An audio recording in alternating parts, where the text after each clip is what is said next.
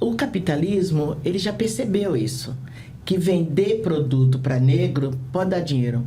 Porque nós tem uma população negra que, além dos movimentos negros, estão muito presente, né?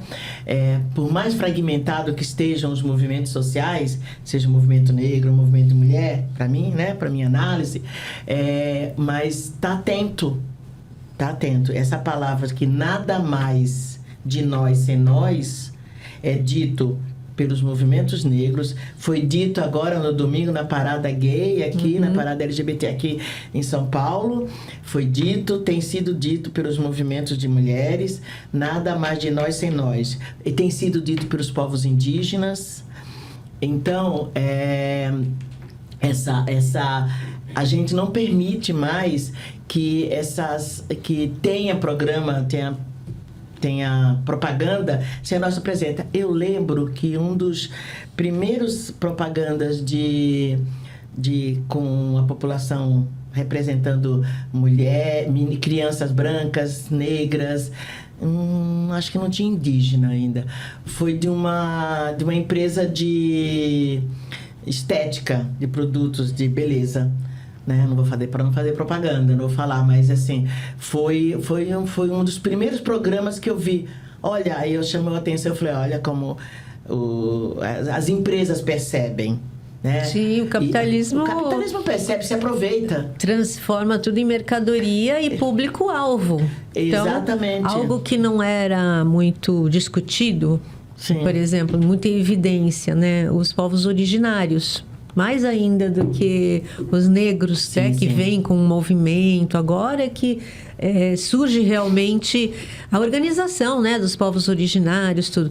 Então, assim, conforme vão ganhando espaço na sociedade, as empresas, o capitalismo vai criando produtos e um meio de explorar aqueles segmentos também, de alguma maneira, não tenha dúvida. Então, às vezes, até o movimento surge como algo autônomo, algo... E daqui a pouco não percebe essas artimanhas e que é capturado pelo capitalismo, né? E acaba fazendo, às vezes, um movimento apenas liberal. Mas eu vejo também que, por conta das redes sociais e da comunicação, teve uma abertura para dar visibilidade para esses públicos, né?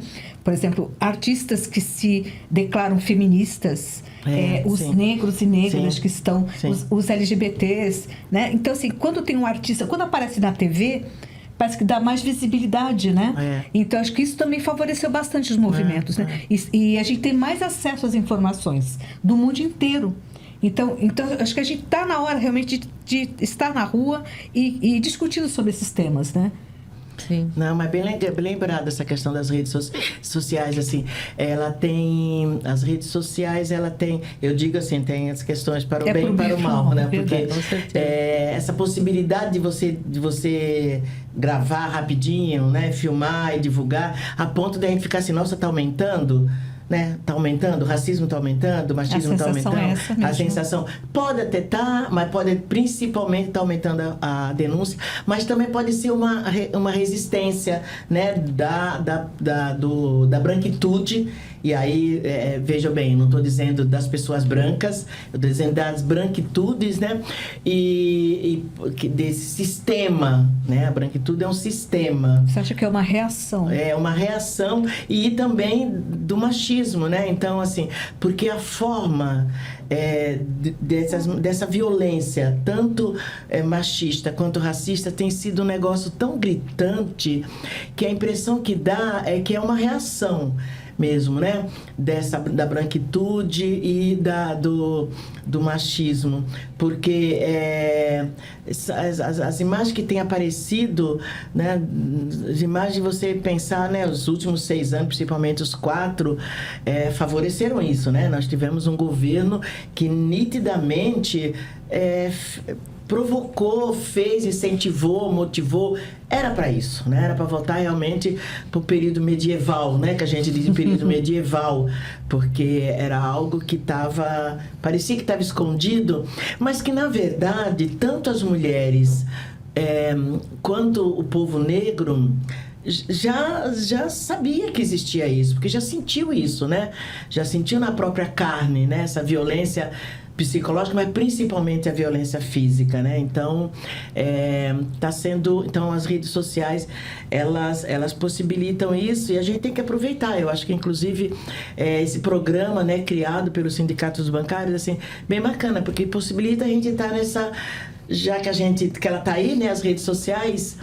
porque é isso, né? A gente quer destruir o capitalismo, mas a gente não quer destruir o que a gente construiu nesse período, né? Então, se essa produção de riqueza possibilitou esse avanço da tecnologia, queremos destruir o capitalismo e ficar com essas coisas... não tem volta, né? Não tem volta. Então, volta, queremos um socialismo com as possibilidades de utilizar essas redes sociais, todo conhecimento, porque foram produzidos coletivamente. Né? Então, a gente quer de volta o que a gente produziu.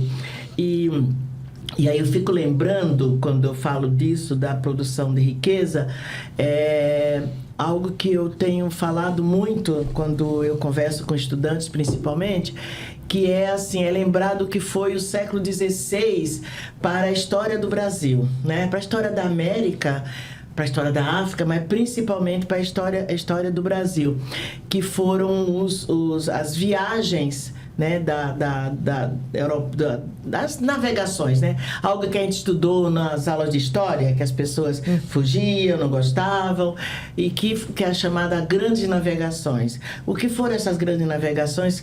Que não a saída das potências europeias para a serviço, né, dos ingleses, né, naquele momento pensar que do Reino Unido, né? Então, para abarcar novos territórios, que aí invade o terceiro mundo, né, que mais tarde é chamado de terceiro mundo na Guerra Fria, que são os continentes, né, o continente africano, asiático e o continente americano, pensando na América Latina, né? E aí que vai, invade, saqueia, rouba, encontra povos, né, que viviam a sua vida, né, sua produção de material de vida, né, então trabalhavam, tinham suas formas de família, de se relacionar com o sagrado, sua forma de exercício da sexualidade, tinha suas riquezas, né, invade, saqueia, cria uma ideia de que esses povos não são... Será que são gente? Né? E aí, será que eles sabem cuidar do que eles têm lá?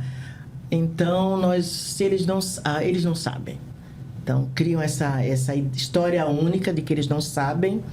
E aí, levam as suas riquezas para os museus, né? A gente estava conversando isso, para os museus na Europa e nos Estados Unidos. Então, está cheio de riqueza, de objetos, de obras de arte nesses museus na Europa. E mais ainda, cria a colonização. Né? Então, nessa colonização escraviza, continua roubando. Então, esse momento, o século XVI, foi toda uma produção de acumulação primitiva de dinheiro, né? De riqueza, que possibilitou a sistematização do sistema capitalista.